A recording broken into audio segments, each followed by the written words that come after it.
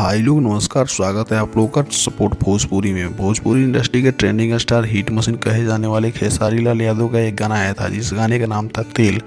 और वह गाना आज सुबह में रिलीज़ किया गया था। इस गाने को पवन पांडे ने लिखा है, जिस गाने में इफेक्ट दी हैं यामिनी सिंह ने। दोस्तों वह गाना बहुत ही बेहतरीन है। उसका जो वीडियो क्वालिटी है ना भाई, क्या गजब का क्वालिटी है।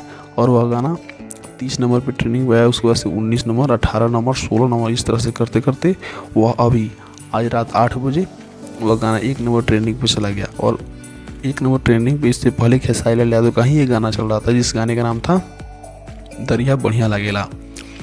तो खेसारी लाल यादव इस वक्त भोजपुरी इंडस्ट्री में खुद से कंपटीशन कर रहे हैं। उनका कंपटीशन करने के लिए भोजपुरी इंडस्ट्री में फ़िलहाल कोई दिख नहीं रहा है, चाहे वो कोई भी स्टार हो, इससे फ़र्क नहीं पड़ता है। खेसारी लाल यादव इस समय भोजपुरी इंडस्ट्री के एक ऐसे बादशाह हैं जो खुद ब खुद अपने आप से लड़ाई करके, अपने आप से फाइट करके खुद ही 1-2 नंबर का खेल ट्रेंडिंग में कर रहे हैं।